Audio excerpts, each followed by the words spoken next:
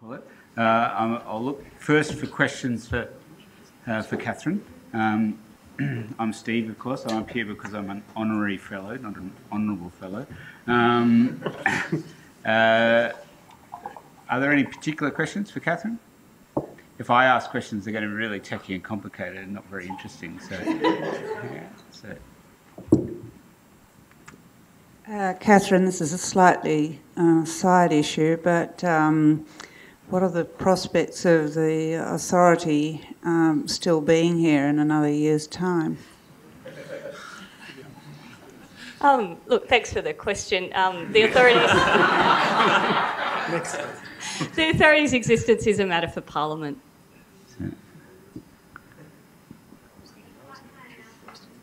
Yeah, it's good to have the mic because of the recording. So we haven't got any other bids, so you can diversify. My question's for Frank. When you talk about paying for remediation, I guess my question is, how are we going to work out what that means? Obviously, you could just put a fence around the generator and wait for the lake to fill up with the mine, or else you could take it back to where it was originally. How much work have you done on that, and what is the regulatory, expectations as they exist? Salim and I will take all questions together. Look, there's already agreements in place about site remediation, and so any plant will already, or owners of the plant will already factor that into their expected future costs. So it's as much of a time profile issue as anything else. That said, of course, a scheme like that would make it possible, in principle, to specify higher quality level of site remediation than might otherwise be the case. And it might also perhaps help ensure that there's sufficient money available for it, depending on how plant exit occurs. It's possible for companies to restructure as they close down, and then potentially, they've got a bond, say in the case of Hazelwood, I'm told it's something in the order of $15 million. The costs are more likely to be in the order of $200 to $500 million, depending on who you ask. But that means there's an opportunity there for companies to potentially play a game and the site remediation, in fact, not to be paid for by the companies themselves, and potentially governments being left picking up pretty expensive tabs. All right, we have a... Oh, sorry. Yeah. Yep. Hi, I have a question for the whole panel. We've focused today on the demand for coal-fired generation in Australia. Could I please get your thoughts on where demand is going for our coal exports, especially for thermal coal, for generation?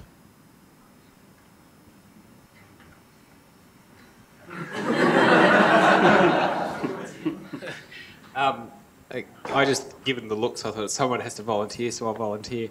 Look, the only comment that I'd make is that linking back to my personal view and what's in the paper that I had in economic papers, I think that's where a zero emission focus rather than purely renewable is actually in Australia's strategic interests. And I don't think you'd want to provide special support for the development of those technologies, but clearly if we are to meet 2 degrees, CCS is necessary, or by the middle of the century, you're in a purely renewable or effectively non-thermal world.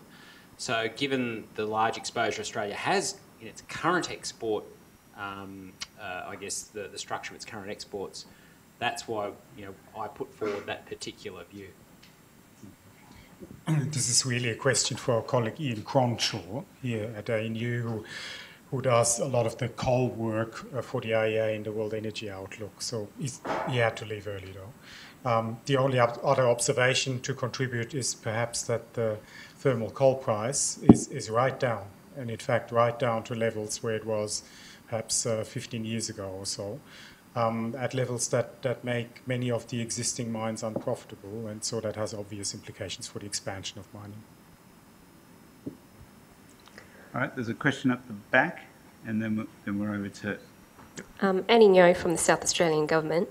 My question's for Frank. I'd like to thank you for putting out your market mechanism for closure out there for discussion. I think that's an important step.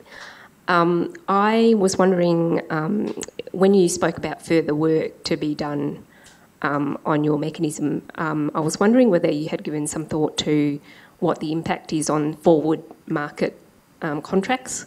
So with the closure of a incumbent, there's less liquidity in the market, there's supply taken out in terms of contracting, and I was wondering whether you had thought about that as another area of work.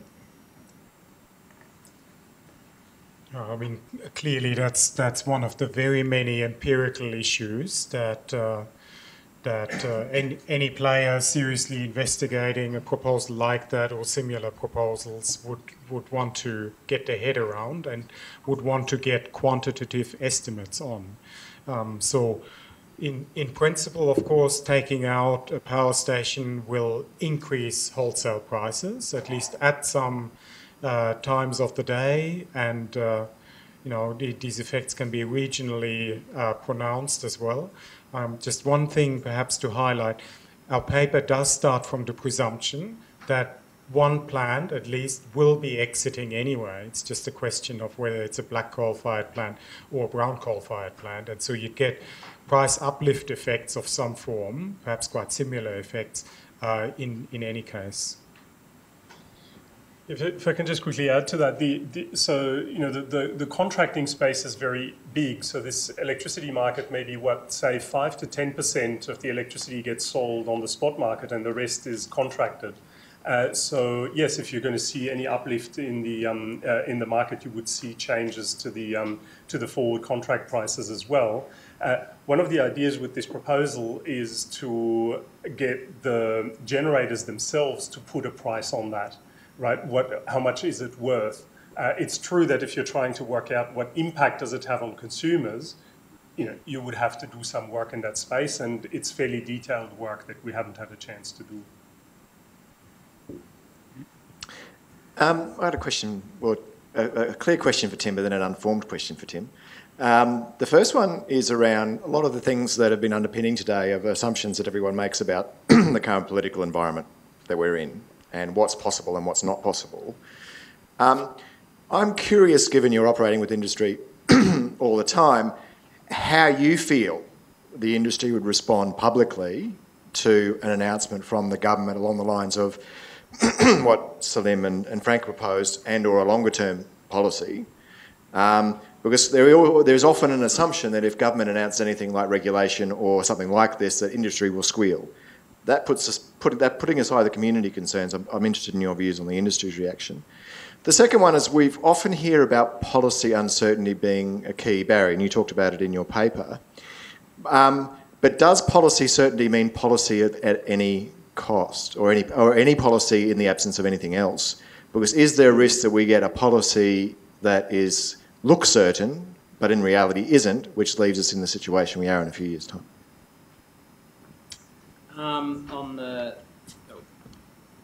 On the first question, my observation would be, and I can only speak for our business, but I can certainly, I guess, paraphrase what I read in the media about what other businesses are thinking. I think that the past few years, where you've seen pretty much an economy-wide carbon price introduced and then repealed, you've seen the EU ETS where prices have largely changed on the basis of natural supply and demand factors, and then you've had people saying, well, hang on, that price is too low, it needs to be higher, so we'll just change one of the levers. I think where boards are at is that they'd be concerned any announcement, even if it had bipartisan support, because we did have a very brief period where carbon pricing had bipartisan support. Rational expectations are that if I have observed something in the past, I'm going to, I guess, kind of keep thinking that it may emerge in the future. And I guess that's the advantage that I see of fairly simple regulation.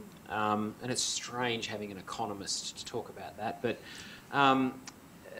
you're talking about a small number of very lumpy capital emitters. That's the reality. Where I think a carbon price is very, very important is for incentivising all of the low-hanging fruit. So I think you need a carbon price, absolutely. But then I come back to Steve's earlier point around operational versus investment, and I think that's where I would characterise the two. On short versus long-term policy, and you don't want to lock yourselves into something that's not great, in my mind that comes back to a conversation I've been having with a lot of people, which is I think our energy market institutions need to have in their DNA Australia's mid-century net zero goal. If that's in their DNA, and when I say their DNA, in their guiding, whether it's their constitution or the NEL or whatever it might be, you're going to get a far better integration of policy, so you might not be in that position. Okay, I'm not sure where the microphone is now. Sorry, I'll stand up. Tim, my question's to you and any other who want to join in. In your model for phasing out brown coal, obviously, just say Loy Yang, that's one of your power stations, 2.2 gigawatts. You're looking at phasing that out. So the day you decommission those boilers, you've got to have some capacity to take over. Well, the technology decisions and the lead time to do that would obviously be part of that whole model, yeah? Yeah? And what would you think the lead time for that would be? I get... Before you answer, I'm going to collect another question just from here, and then we'll deal with both of them, and then we'll be done. No, sorry. I'm Peter Wood, a visiting fellow at the Crawford School and bureaucrat. My question is about, I guess, the interactions between policies that encourage plant closure, such as Frank and Salim's proposal, but some of the other ideas discussed today, and how they would interact with some sort of carbon price signal, which may happen over a similar time frame, but maybe would happen over a different time frame, and how might these two policies interact, and what design considerations might you want to have with both of these sort of types of policy? Okay. I'll really quickly cover the first. If we didn't have what was going on in the gas market, I'd say the advantage you have is that OCGTs are generally very low capital costs, so you give yourself a bit of an ability to kick the technology can, so to speak, down the road in the sense of firm capacity. That said, whilst coal can't ramp anywhere near as quickly as, say, an OCGT, the existing coal fleet can buy you some time in the sense of technology development. But you're right, whether it's advanced batteries or some type of CCS technology or something else on the horizon, we will need new technology to come into the market for this problem to be solved. You look at some of those observations around battery costs, you'd be pretty optimistic that we're going to get there. Okay. If I can just put my 5 cents worth into the answer to your question about the interaction between the policies that are being proposed and the carbon price. I think generally there's that question about what sort of a long-term carbon policy or policy to reduce emissions can you put in place, and indeed the Climate Institute, for example, today been talking about regulated closure, and indeed AGL's been talking about regulated closure in that space. If you do something like that, it's a very strong complementary measure, as it were, especially if it can stick in the long run. And I might have some slightly different views about the simplicity of the mechanism, or let's say the ability of that mechanism to actually stick. Because while, as Olivia was pointing out, you've got the potential for a mechanism like ours to reduce the appetite that industry has for a regulated closure system that takes capacity out over time, my guess would be that industry would be very keen for the first and second plants to close, especially if it's not yours. Once those have closed, the price uplift has essentially happened. Most of what happens afterwards is that your own plants get closed for the collective, and they become very, very reluctant.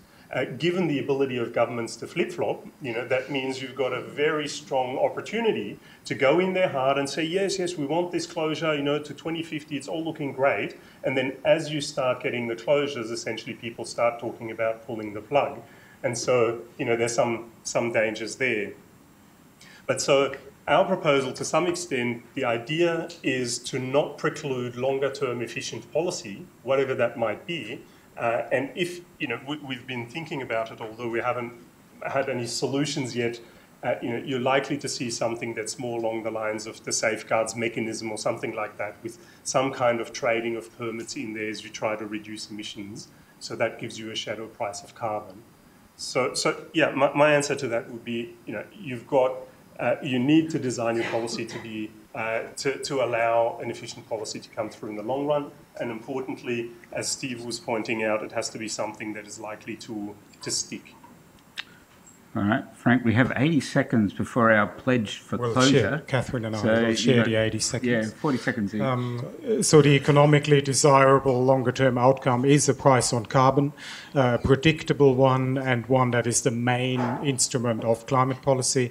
The greater the extent that will be the expected outcome, and the earlier that with some credibility this can be announced, the less is the need for complementary mechanisms, and the lower will be the bids that would come in under any such mechanism as we're proposing. And I'm just going to repeat that we look forward to your submissions on our forthcoming policy options paper.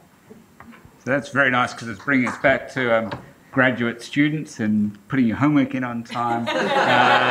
I'd like to thank Frank in particular for going to the trouble of convening the forum. I've certainly found it pretty interesting, and I hope you have too. Thanks for your questions and contributions, and let's go get a beer. So.